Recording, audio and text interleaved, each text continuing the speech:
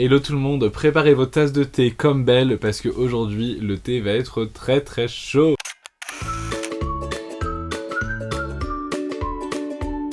Dans cette vidéo, je vais faire le Real Booktube tag, c'est tagué par Emma de la chaîne La Bouquinade. C'est un tag qu'elle a repris de je sais plus où, Sorry Not Sorry. Faut savoir qu'avec Alicia, donc de la chaîne Ali des Livres, on a tourné une vidéo qui s'est un peu inspirée de ce tag pour créer notre propre tag. La vidéo n'est pas encore sortie, mais dès qu'elle sortira, je vous mettrai dans la barre d'infos, donc n'hésitez pas à aller la voir. Donc il se peut que certaines réponses à ce tag ressemblent à des réponses que je vais fournir ou que j'aurais fournies sur la vidéo d'Ali des Livres. Je sais pas si tout est clair, on va dire que oui. Donc on commence tout de suite avec la première question.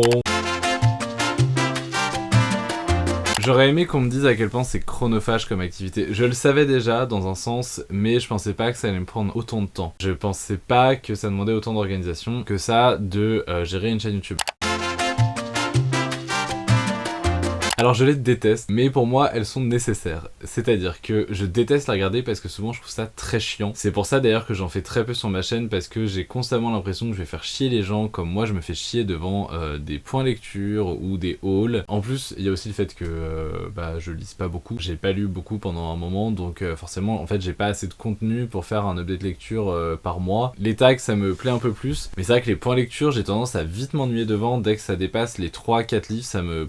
Mais elles sont l'essence même de Booktube. Je veux dire, s'il n'y avait pas les points lecture, les hauls, les tags, éventuellement les vlogs, je sais pas ce que serait Booktube, parce que pour moi, Booktube de base, c'est les blogs littéraires qui existaient depuis très longtemps, qui ont été transposés sur YouTube. C'est-à-dire qu'au lieu de taper oh là là, dans ce livre on voit ça, bah maintenant on le dit face à une caméra. De base, pour moi, c'est ça Booktube. Maintenant, Booktube a énormément évolué, et c'est plus que ça, et heureusement. Avant de me lancer sur Booktube, j'avais comme ressenti que c'était une communauté extrêmement soudée, que c'était une communauté où tout le monde se parlait, tout le monde échangeait avec tout le monde. Et en fait, pas du tout. C'est une communauté qui est très divisée. Il y a des dramas tout le temps. Moi, j'aime beaucoup ça, et au contraire, ça m'a plutôt plu, ce côté dramatique et ce côté embrouille à tout va, parce que moi, les embrouilles, ça me fait beaucoup rire. Je suis un peu une commère dans l'âme, donc quand je vois les gens s'embrouiller pour des trucs de merde, ça me fait très plaisir. J'avais aussi comme préjugé que c'était justement que des gens qui faisaient blablabla, blablabla, blablabla, regardez ce livre, blablabla, blablabla, et en fait, pas du tout. Ça regorge de personnes extrêmement créatives qui parlent de livres tellement différemment. Je pense notamment à Jeannot, ce livre, La Bouquinade aussi, enfin voilà, des gens merveilleux que j'ai découverts qui parlent de livres autrement, et c'est ça qui me plaît dans Booktube, c'est cette vision du livre autrement que juste le lire. Pour moi, un livre c'est une histoire, c'est une aventure, c'est une culture, et ouvrir Booktube à autre chose que des updates lecture, je trouve ça merveilleux, et donc je remercie les personnes qui font ça.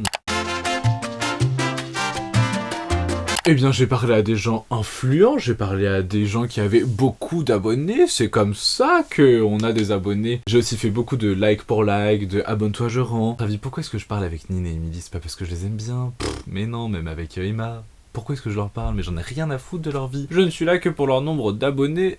Mais très sincèrement, je pense que le fait d'être régulier, d'avoir une bonne qualité audio et visuelle, le fait aussi peut-être de proposer du contenu autre que juste des updates lecture, je pense que ça peut aider à agrandir une communauté.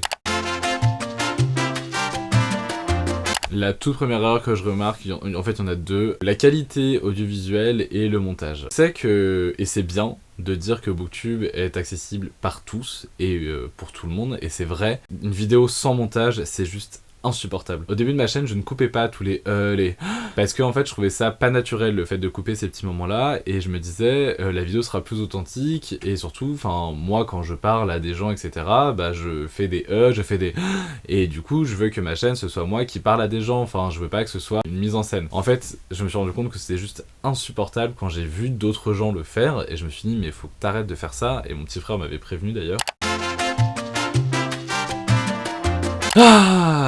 Cette question mériterait une vidéo entièrement dédié à ce sujet. J'ai beaucoup de mal avec les partenariats, avec le travail, etc., avec la maison d'édition. À partir du moment où on emploie le mot travail, c'est que ça mérite un salaire. Maintenant, il y a des gens à qui ça va très bien de ne pas avoir de contrat de travail avec les maisons d'édition, puisque du coup, elles sont libres de faire un peu ce qu'elles veulent. Mon souci, c'est quand les maisons d'édition disent on vous envoie un SP, et donc vous avez un mois pour le lire et pour le chroniquer. Non, tu m'envoies un produit, que je l'ai demandé ou pas, c'est très gentil de ta part. Effectivement, la moindre des choses, c'est au moins de dire regardez ce que j'ai reçu sur les réseaux sociaux parce qu'il te l'envoie pour donner de la visibilité au livre. Maintenant, je vais donner de la visibilité au moment où je l'ai reçu. Est-ce que j'ai une obligation quelconque de le lire en un mois et d'en parler un mois après, etc. Absolument pas, parce qu'il n'y a pas de contrat de travail. Comme c'était un peu un truc instauré dans la communauté livresque, du coup les gens avaient du mal à se détacher de ça. De plus en plus les gens ont réussi, mais il y a encore des cons pour dire ah mais non mais tu comprends, ça se fait pas. Et effectivement je comprends cette peur de se dire bah oui mais si je parle pas du livre, etc.,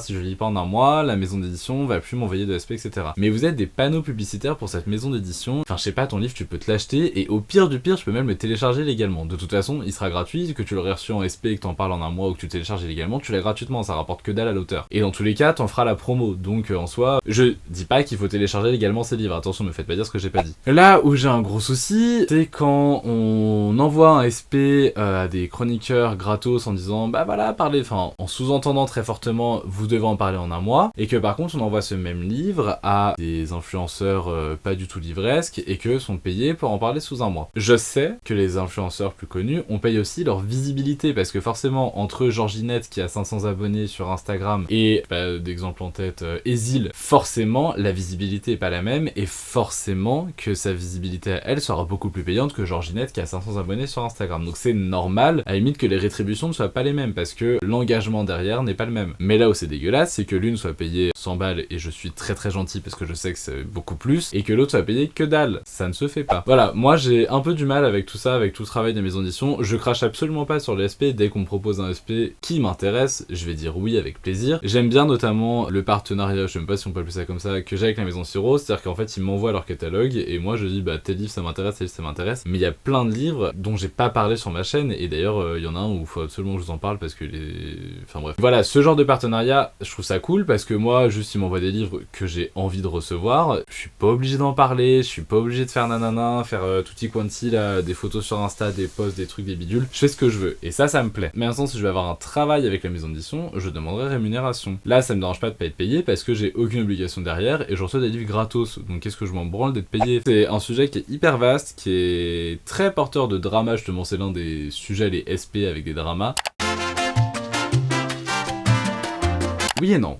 Waouh, quelle originalité cette réponse. D'un côté oui, parce que je vois, on a un groupe pour les booktubers, entraide entre booktubers et tout, il y a plus personne qui poste là-dessus. Et j'ai l'impression que Booktube a du mal un peu à se réinventer. J'ai pas l'impression que ça meurt, j'ai l'impression que ça stagne. Mais d'un autre côté, il y a beaucoup de nouveaux booktubers, il y a tous les jours des nouveaux comptes qui ouvrent sur Instagram pour parler de livres, etc. Du coup, est-ce que Booktube se meurt? Non, mais il a tendance à stagner un peu et j'aimerais que YouTubeur se réveille et fasse des vidéos de ouf sur les livres et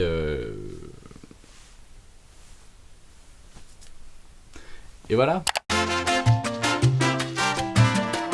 Je vais taguer Robin de la chaîne Prince des Serpents, je crois qu'il a changé dernièrement, ça le poussera peut-être à reprendre Booktube. Taguer également les carnets d'Opaline, donc Ninon, si tu vois cette vidéo, et écoute, je te tag, et je t'en prie, fais cette vidéo. Et après, si vous voulez reprendre ce tag, n'hésitez pas, je mettrai les questions en barre d'infos. J'espère que vous m'en voudrez pas trop, et j'espère que vous n'aurez pas envie de me lapider après mes réponses à ce tag. Moi, je vous fais des gros bisous, et je vous dis à la semaine prochaine. Bisous!